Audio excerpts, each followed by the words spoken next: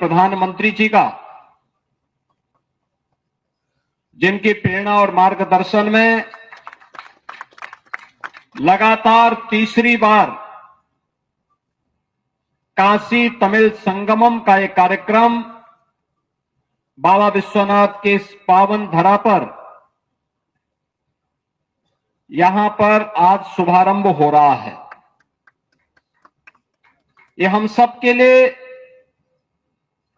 एक भारत श्रेष्ठ भारत के प्रधानमंत्री मोदी जी के विजन को आगे बढ़ाने के उस महायज्ञ का भाग है। इस अवसर पर तमिलनाडु से काशी में पधारे समाज जीवन के अलग अलग क्षेत्र में योगदान देने वाले आप सभी महानुभावों का मैं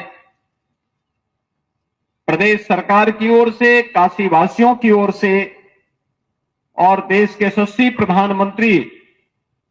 आदरणीय श्री नरेंद्र मोदी जी की ओर से आप सबका मैं हृदय से स्वागत करता हूं, अभिनंदन करता हूं। सचमुच ये आयोजन हमारे लिए इसलिए भी महत्वपूर्ण है, यद्यपि पहले 2 संस्करण काशी तमिल संगम के पवित्र कार्तिक मास में आयोजित हुए थे, उसकी अपनी महत्व है। लेकिन तृतीय संस्करण इसलिए महत्वपूर्ण हो जाता है कि दुनिया का सबसे बड़ा आध्यात्मिक और सांस्कृतिक आयोजन महाकुंभ प्रयागराज वर्तमान में प्रयागराज की धरती में चल रहा है और तमिलनाडु से आए हुए आप सभी बहनों और भाइयों को महाकाशी के साथ साथ प्रयागराज में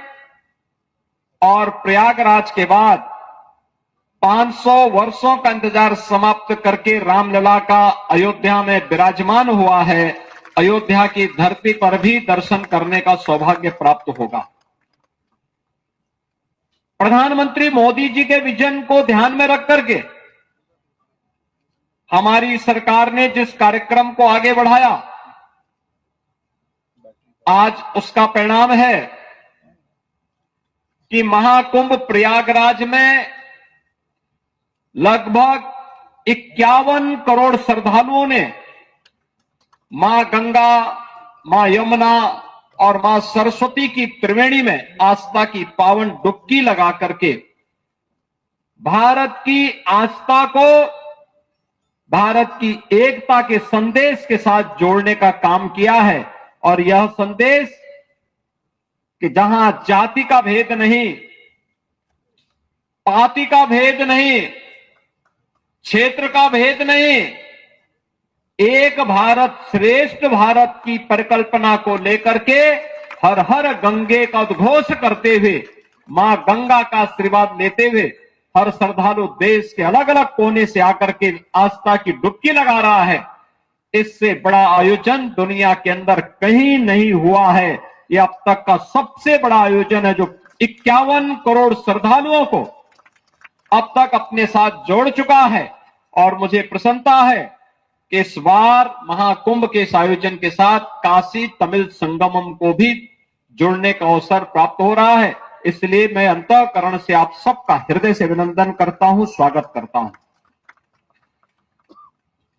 इस बार की जो थीम दी गई है वह 4 एस पर आधारित जीवन के उन महत्वपूर्ण क्षेत्रों को, भारत की संत परंपरा जो भारत की आध्यात्मिक ज्ञान की धरोहर के प्रतिनिधि हैं, हमारा साइंटिस्ट जो भारत के लौकिक जीवन की ज्ञान की धरोहर का प्रतिनिधित्व करता है, हमारा सोशल रिफॉर्मर समाज सुधारक जो समय समय पर समाज के अंदर आई हुई विकृति को दूर करने में अपना योगदान देता है, और हमारा छात्र स्टूडेंट जो नए भारत की परिकल्पना को साकार मूर्त रूप देने का काम कर रहा है। इन चारों को मिलाकर के महर्षि अगस्त को ध्यान में रख करके इस कार्यक्रम को आगे बढ़ाने की थीम के साथ एक कार्यक्रम आगे चल